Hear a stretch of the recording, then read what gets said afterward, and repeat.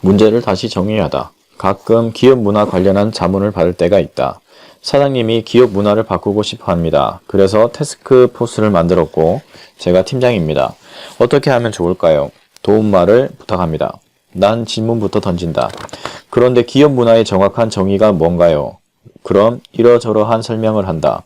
기업 문화는 구성원들의 암묵적인 가치가 행동으로 드러난 것이죠. 결국 기업 문화가 일을 하고 성과를 내는 것입니다. 기업 문화를 바꾸지 않으면 변화는 일어나지 않습니다. 난 다음 질문을 던진다. 그런데 왜 그런 기업 문화가 만들어졌다고 생각하나요?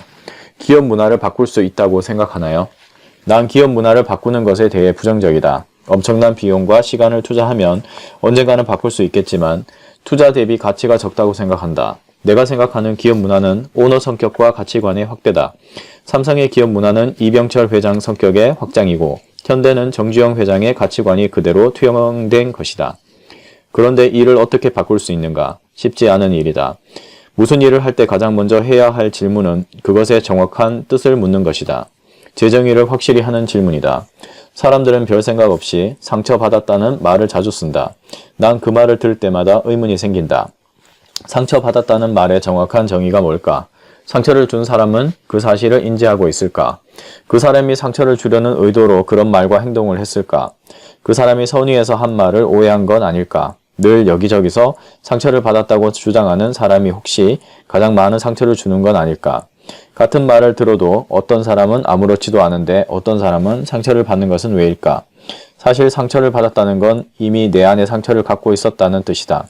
약함과 부족함과 열등감이 있었는데 누군가의 말과 행동이 그걸 들추어낸 것이다. 그 사람의 말이 문제가 아니라 내가 갖고 있던 열등감이 근본적인 원인인 것이다.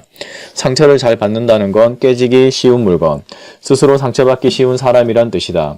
상처를 받을 만반의 준비를 하고 있는 것이다. 내가 생각하는 상처의 정의다. 누군가의 말과 행동 때문에 상처받았다는 기분이 든다면 혹시 스스로 자기 마음에 상처를 새기고 있는 것은 아닌지 질문해보자. 요즘 인정에 목마른 사람들이 많다. 남에게 인정받기 위해 SNS에 사진과 글을 올리는데 몰두하기도 하고 페이스북에 좋아요를 시도 때도 없이 누르기도 한다. 여러분이 생각하는 인정의 정의는 무엇인가? 인정의 앞 글자인 알인 자를 파자하면 말씀 언 더하기 참을인이다. 말을 참으라는 뜻이다.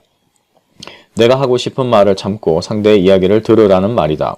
그럼 그 사람을 알게 되고 그 사람의 사정을 이해하게 된다. 그랬었구나. 그럴 만한 사정이 있었구나. 자칫 오해할 뻔했구나 라는 생각이 든다. 알면 이해하게 되고 이해하면 인정하게 된다.